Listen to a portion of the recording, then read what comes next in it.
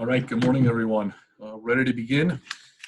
Studying Parshas Matos-Maasei, a double Parsha, which takes us to the end of Sefer Bamidbar, which, of course, if we're at the end of Sefer Bamidbar, that means, Rosh Hashanah, Yom Kippur is right around the corner.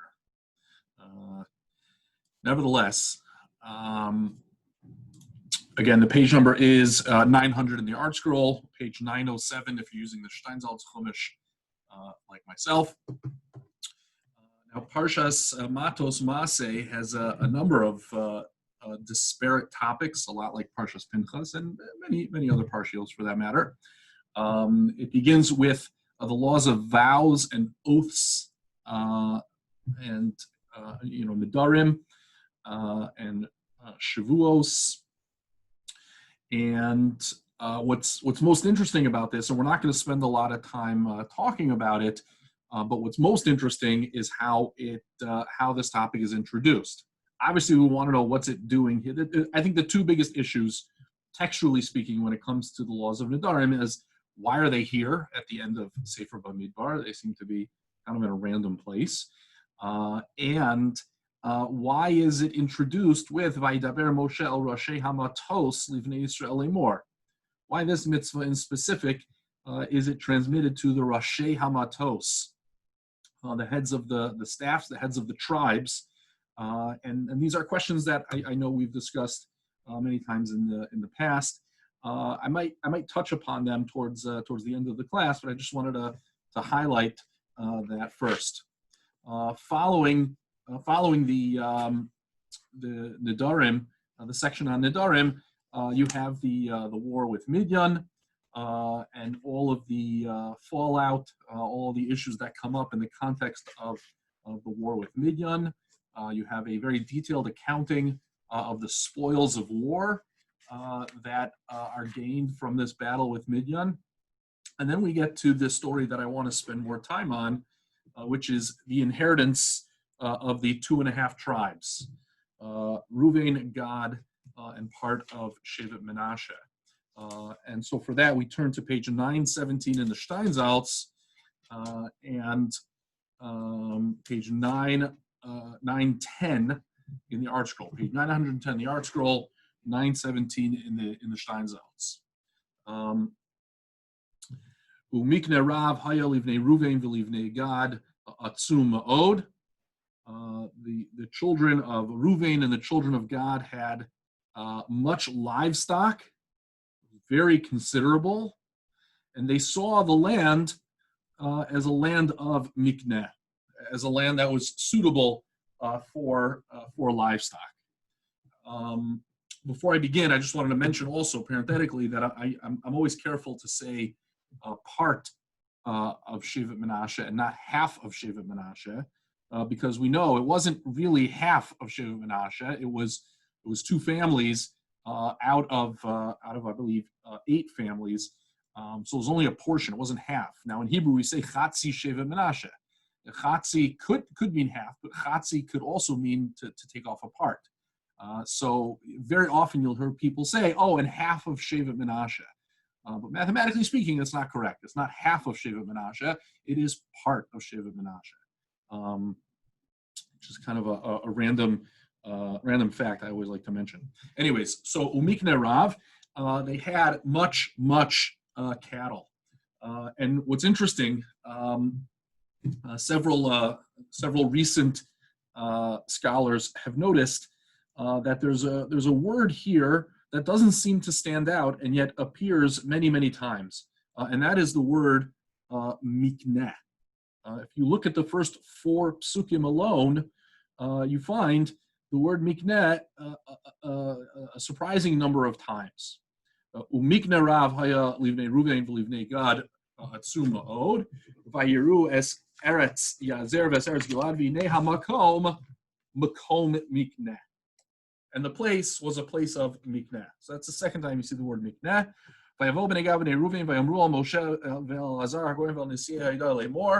Ataros v'Didon Yazer v'Nivra v'Chashom v'Al Alei Ushvam v'Don v'Aon Haaretz asher yikashon l'pnei Adas Yisrael Eretz Mikneh Hi v'La'avadecha Mikneh. So you see that the word mikneh appears a few times, And I kind of glossed over it, but in the first pasuk, it's kind of almost like a poetic or strange turn of phrase. V'hinei hamakom mekom mikneh. Those are three words. Two of them are almost identical. Makom, mikom, and mikneh. It sounds almost a little bit poetic. But the word mikneh gets repeated over and over again. Obviously, because it's one of the central features, one of the motivations for Bnei Gad and Bnei Ruvain to make this request that they be allowed to stay on the eastern bank of the Jordan, the land that they had recently conquered from Midian and from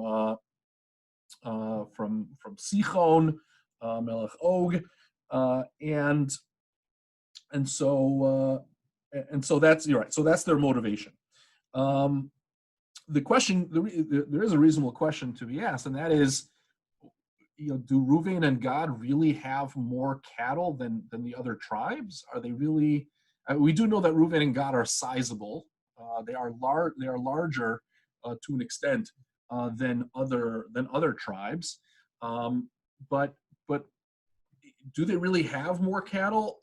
And is it, do the other tribes not have as much cattle? In fact, one scholar points out that we actually just got a list.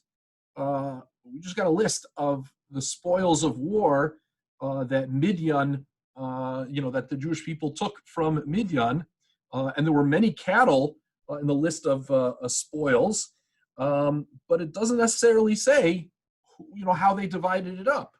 It very well could be that they divided it up evenly. So it's just interesting to note that we are aware in the text of the Torah of a recent acquisition of a great deal of cattle from Midian. Midian was a very, very large nation. And yet there's no indication, that Reuven and Gad got more than others. The reason why I'm pointing this out is that this may be a way, the fact that the word mikneh is repeated several times, and the fact that it's not clear why Reuven and Gad have more mikneh than any other tribe. It helps paint a picture of placing the focus really on the request and whether it was, really what's the true motivation behind it. If Reuven and Gad, are so concerned about their mikneh, what does that say about Reuven and Gad? What does that teach us? Are their values in the wrong place? Are they too focused on materialism? Maybe this is perfectly reasonable. Maybe it's perfectly reasonable that they be allowed to stay on the other side. Nevertheless, even with the picture that the Torah is painting for us, placing great emphasis on the mikneh, on their concerns with their mikneh, even with that, still one has to ask, why does Moshe get so angry? Moshe reacts quite harshly, and it's a little bit surprising. Let's read what Moshe says, and then really assess it and process it. Vayomru, pasuk Hey, Lamed Beis Hey, 32:5. Vayomru, im matzanu chen beinecha, yutan es haaretz. I'm sorry, this is their request. There's Oz Lavadech Lavuz Altim and Yarden. V'yomer Moshe livnei Gad livnei Ruvain. So Moshe responds in pasuk Vav. Yavo hachechem yavo lemilchama v'atem teishvu po. Are your brethren going to go to war and you're going to stay here? V'lama sni'unes leiv b'nei Yisrael me'avor el haaretz asher nasan lahem Hashem. Right? Why are you going to remove, distract, or dishearten the hearts of Bnei Yisrael from going into the land?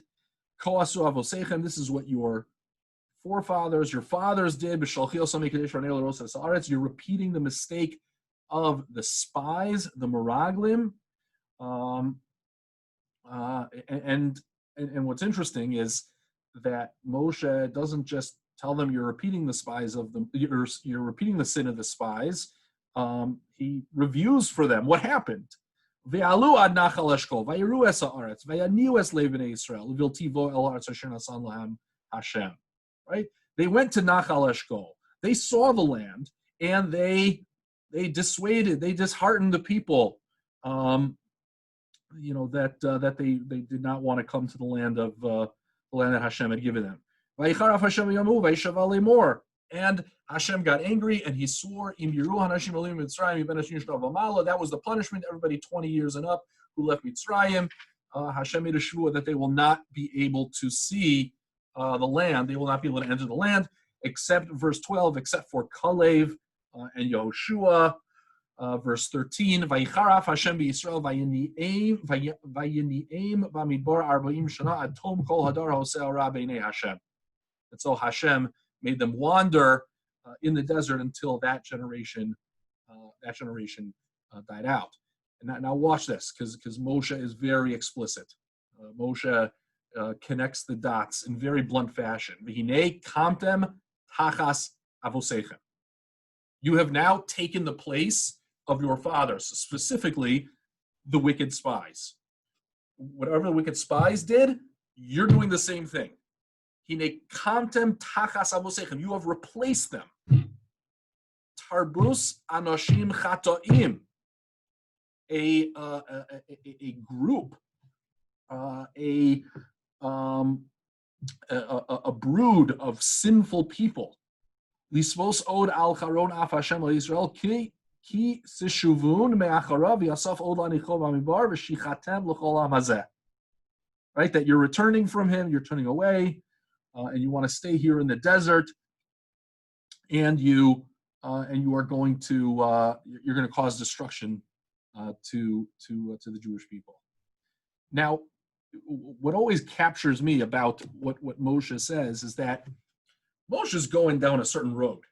Moshe's reacting to this the same way he and Hashem have reacted to other rebellions. He treats this as a rebellion, right? If the sin of the spies was a rebellion, what they're doing is a rebellion. But what's so remarkable, though, to me, is that here Moshe goes full on anger, full on wrath. That what they're doing is absolutely terrible. It is a rebellion, and yet they're able to convince him otherwise. It's so fascinating to me. You look at every other rebellion resulted in punishment. And here Moshe sees this as another in a list of rebellions, and yet they respond, and Moshe accepts. Very, very strange to me. Vayishu elav vayomru, verse 16, pasuk tezayin. Vayishu elav vayomru, gidros tson yivnei miknenu po ve'arim l'tapenu. Right? No, Moshe, listen. We're going to build pens for our herds, for our flocks, and cities for our children. And we're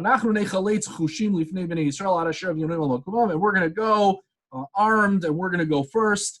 And we will lead the Jewish people into their place. And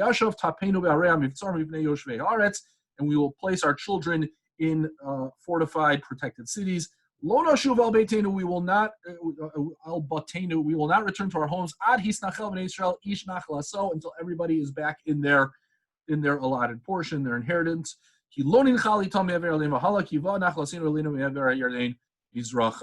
Which is sort of a bold declaration. We will not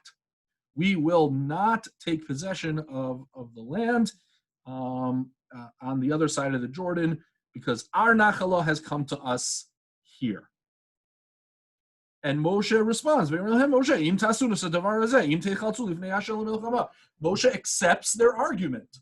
And again, what always strikes me about this is that Moshe, Moshe went to the worst possible understanding of their intentions and was immediately brought back.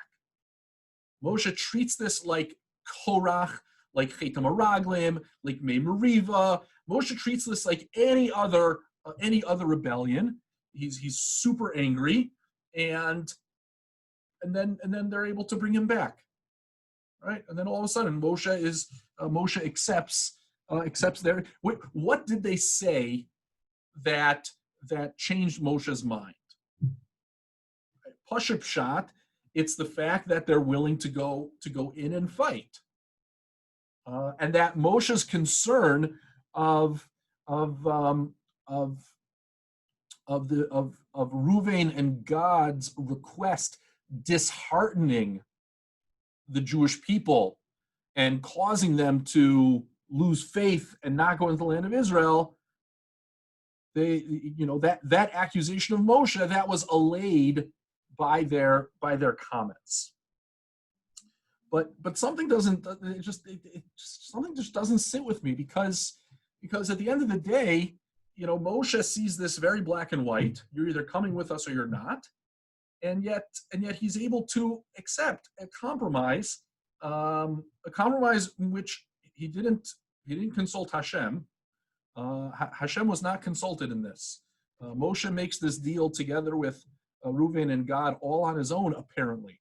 Obviously, Moshe is a prophet who's guided by divine inspiration, but the image in the text presented to us of Moshe is an image of someone who, however much he's being inspired by Hashem, it's certainly in the background. It's not in the forefront. There are other things in which Moshe consults Hashem. Hashem tells Moshe what to do for Benos Slavchad. Hashem tells Moshe what to do for Pesach Sheni. Hashem tells Moshe what to do with the Mikalel, the one who cursed God. But in this case, Moshe, the Torah doesn't indicate to us that Moshe consults Hashem, and so therefore it presents us this image that Moshe is operating on his own, and Moshe was on one extreme, they're complete rebels, and then he was able to be brought back to the middle. So what is driving this conversation that allows this progression of events, this back and forth, where Reuven and Gad can present something, Moshe can go to one extreme, and all of a sudden he's okay with it, and he makes the deal. So I saw a number of years ago a wonderful, fascinating approach to this entire story, related by Rabbi Dr. Mordechai Breuer, and in another article by Rabbi Nati Helfgott, in which they make the very astute point that Reuven and Gad both have something in common, and as such, we can understand them and what they're trying to do a little bit better, and that is that Reuven, we know, is the Bechor. Reuven is the firstborn to Leah, and Gad is the firstborn to Zilpah, who is Leah's maidservant. So what Reuven and Gad both have in common is a firstborn status within the children of Leah. And what's really interesting is that when the tribes are listed in different ways in different places throughout Sefer Bamidbar, we find that the order is a little bit different. Because when the tribes are listed all the way back in the first chapter of Sefer Bamidbar, so it begins with Reuven, Shimon, Yehuda, Yisachar, Zevulun. It goes the children of Leah, and then the children of Rachel, and then the children of Bilhah, and then the children of Zilpah are listed last. But later on, when we have the census in the next chapter in Sefer Bamidbar, in chapter 2, when we have the census, so then it's done according to the way that they camp. And the way that they camp, Gad is with Reuven. And so Gad, is pushed up in the list. And so we see that, firstborns earned some prominence, at least in the way that they camp, or the way that their camps was listed. And so, if you think about it, we have Reuven and Gad, who clearly the way their names are listed are meant in some places to indicate that they occupy a special status as firstborns, and this it's It's not clear how this develops, but the fact that Menashe gets included as well is interesting because Menashe is also a firstborn, right? Menashe is older than Ephraim. We know Yaakov switched his arms, and Yosef tried to switch them back because Menashe is the older one. But here you have three firstborns who end up together on the other side of the Jordan: Reuven, Gad, and part of Menashe.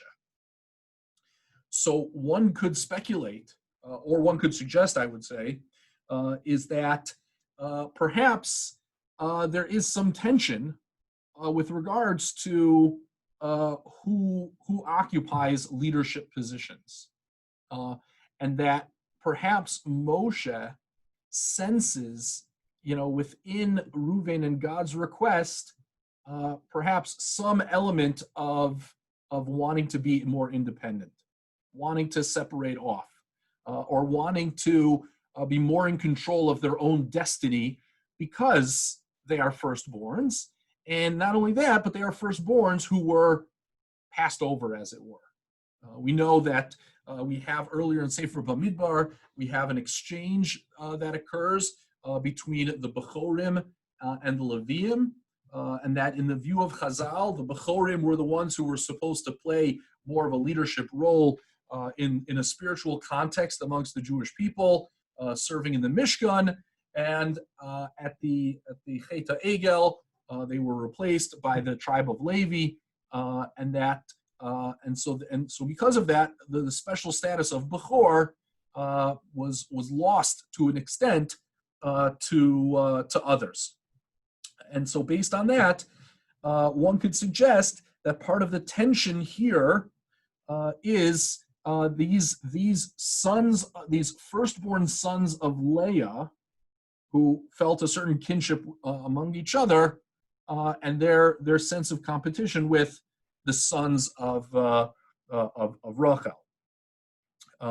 This is something that we see playing out, throughout some of the Nevi'im, where you have, the northern 10 tribes arrayed against Yehuda, and these northern 10 tribes are often led by Shevet Ephraim, who comes from Rachel, as opposed to Yehuda, who represents those who come from Leah. Obviously, you have a lot more tribes that come from Leah, so it's not like you have a clear breakdown of, you have a clear division between tribes, but in terms of who assumes the leadership, you have Yehuda on the one hand, and the children, the descendants of Yosef from Rachel, on the other hand. If you look, it's very interesting to explore the fact that, a lot of the narrative of the Torah has a lot to do with, who is chosen, whether it's the one who's born first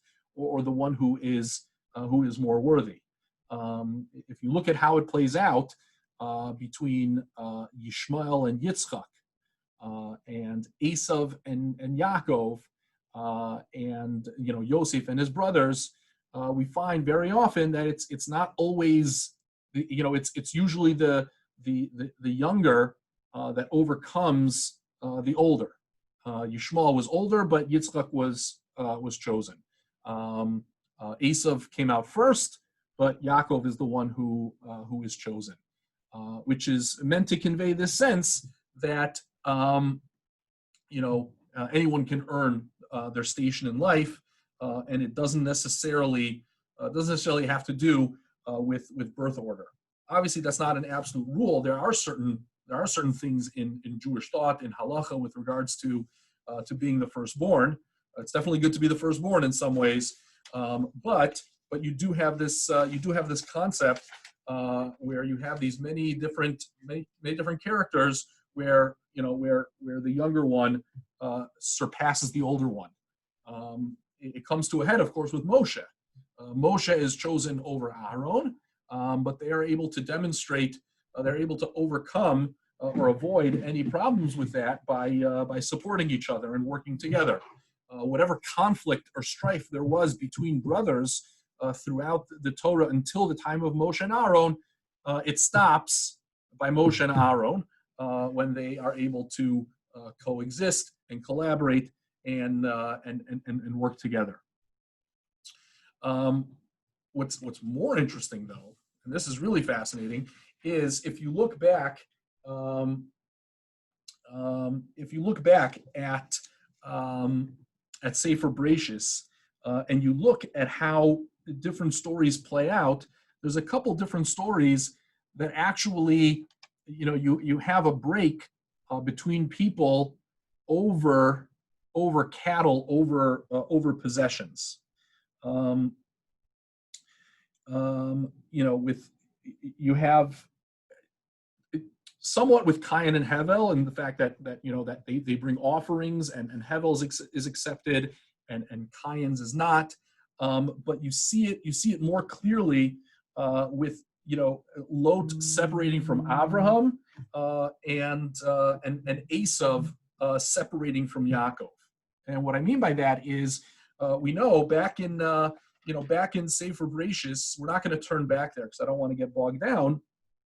But at a certain point in Perek Yud Gimel in Bereshis, there was fighting between the shepherds of Avram and the shepherds of Lot, and Avram and Lot have to separate. They have to go their separate ways because the land isn't big enough, or the land in front of them wasn't big enough for the two of them. Lot chooses Kol Kikar HaYarden, since it was well irrigated. And so when they were both laden with many cattle, with many possessions, and Avram, because of that, and Lot have to go their separate ways. This plays out again with Yaakov and Esav. When Yaakov and Esav reunite, it talks about how Esav wanted Yaakov to come along with him, and Yaakov says, no, I can't go with you. And then it says, the pasuk says in Perek Lamed Vav, chapter 36 in Sefer Bereshis, that Esav took all of his possessions, his many cattle, and his wives and his children and all of his property, and he went in his direction towards Edom, and Yaakov went in his direction because again the land couldn't carry the two of them. They didn't want to go in the same direction. But here you have these two instances when critical figures in the history of the Jewish people have to go their separate ways, and it always has to there's this common element, there's this common bond of mikneh, of possessions, of how to settle themselves on the land. And so what some argue is that what the Torah is demonstrating with these various narratives of people going their separate ways is that what does Avraham and Yaakov have in common that Lot and Esav don't have? Avram and Yaakov have a covenant with Hashem, and that covenant with Hashem is something that they actively pursue.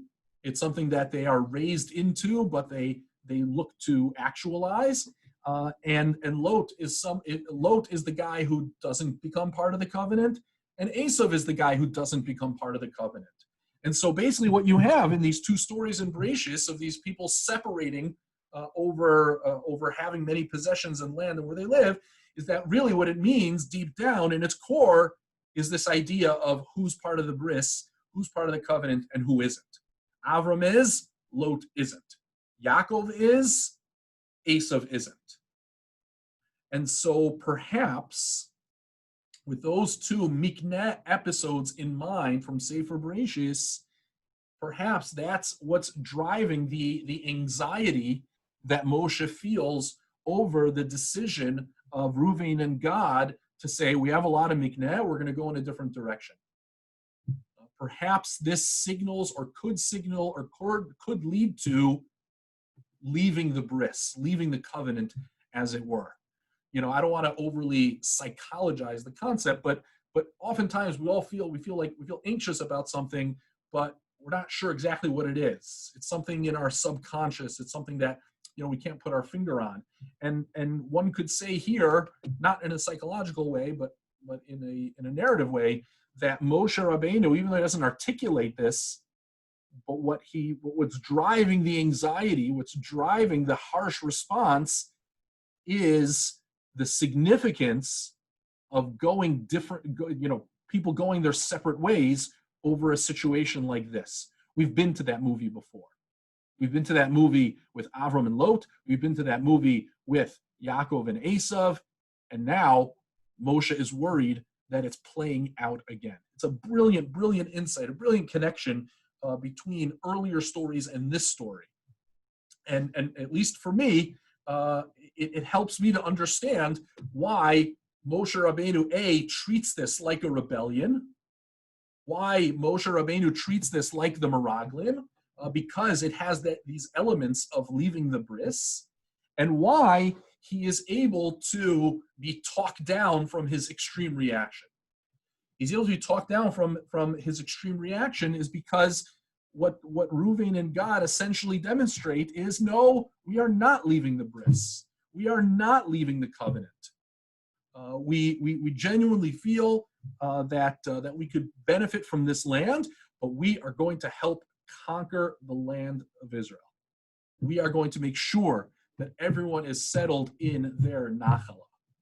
There's a theological question that I have, and that is, Hashem said, Hashem said, I'm going to give this land to the descendants of Yaakov, to the Bnei Israel. And not only did he say, I'm going to give this land, he also gives borders, right? In last week's Parsha, Hashem spells out the borders of the land of Israel very, very clearly. How is it that Hashem allows Reuven and Gad to change his plans?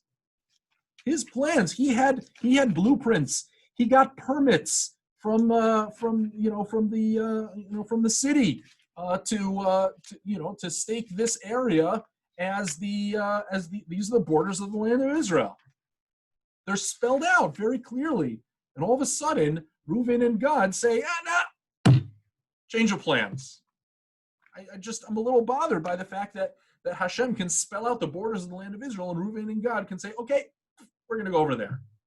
Theologically, Hashem's plan was for all the tribes to be in the land of Canaan, in the land of Israel. How is it that Reuven and Gad can just all of a sudden just change those plans? The reason I say it's a theological question is because you could ask, was Hashem, if Hashem has divine foreknowledge, so then did he know that Reuven and Gad were going to do this? If he did, why didn't he just make the plan to include that area also? I don't have an answer for it, but I think it helps to further explain, why Moshe is so devastated over what Reuven and Gad are doing, because it goes squarely against the borders that Hashem had spelled out. Nonetheless, their willingness to participate in conquering the land of Canaan is enough to allay Moshe's fears, and he makes this deal. He makes this deal with them, to enable them, to allow them to remain outside the land of Canaan, as Hashem spelled out the borders on the eastern bank of the Jordan River. What's interesting, actually, is that when you look at the story of the Meraglim, it's two against everybody else, right? You have the 10 Meraglim who are sinners, who reject the land of Israel, but you have two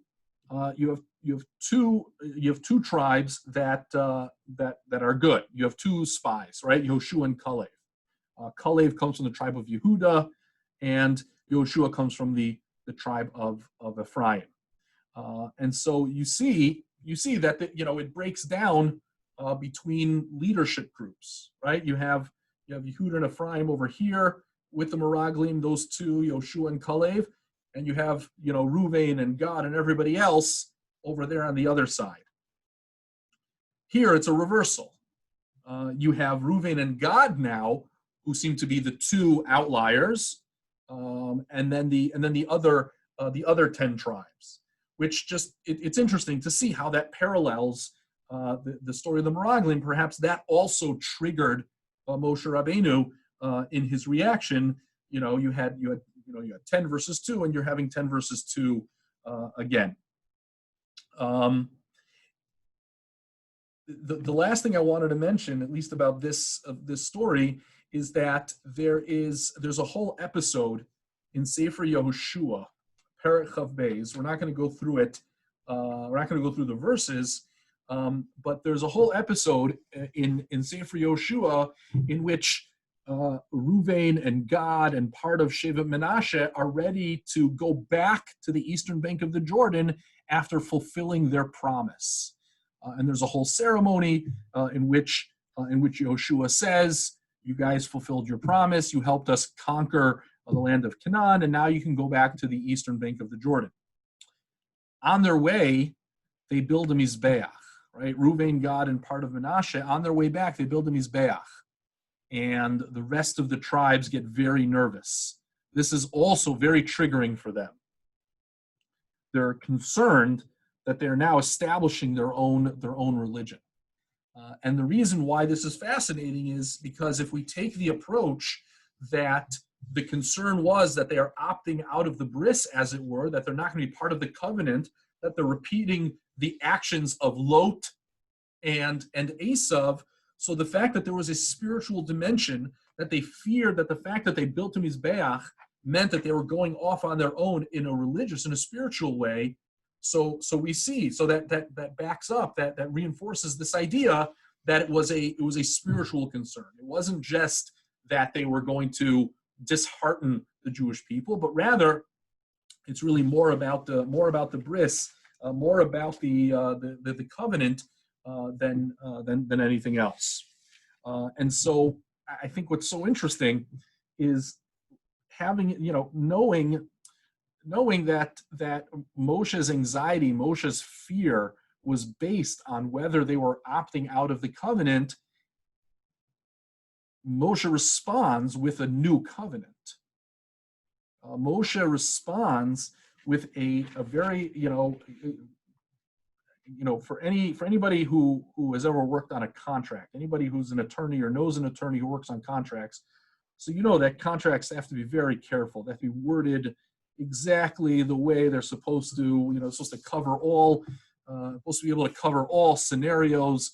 You want that contract ironclad, nothing ambiguous, and that's exactly what Moshe demonstrates here.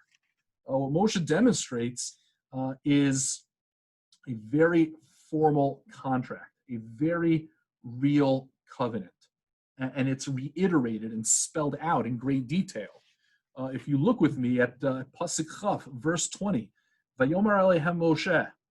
Moshe says, "Im ta'asunas hadavar hazeh." If you do this, im techaltzu. What is this? Im techaltzu lifnei Hashem lemilchama. Right? If you will gird yourselves, if you will fight first before Hashem.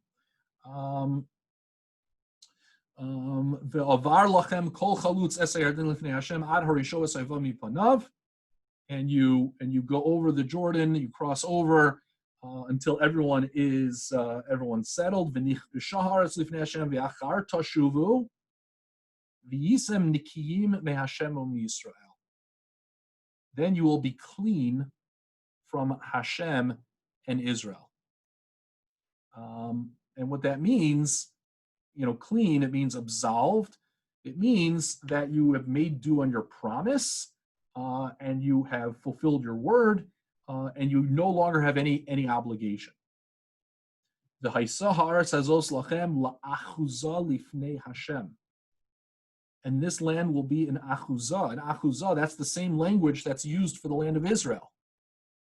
That they will have possession of this land in some sense, like the rest of the Jewish people have possession of the land on the western bank of the Jordan. But if you do not do this, you have sinned against God. You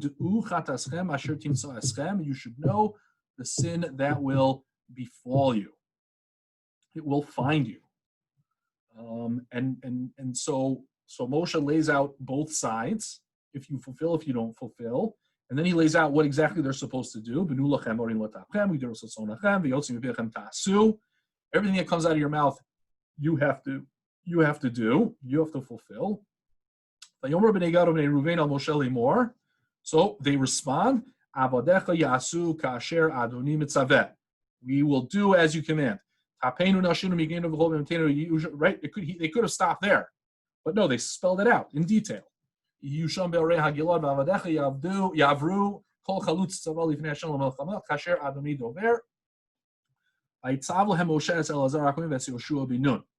Moshe is smart.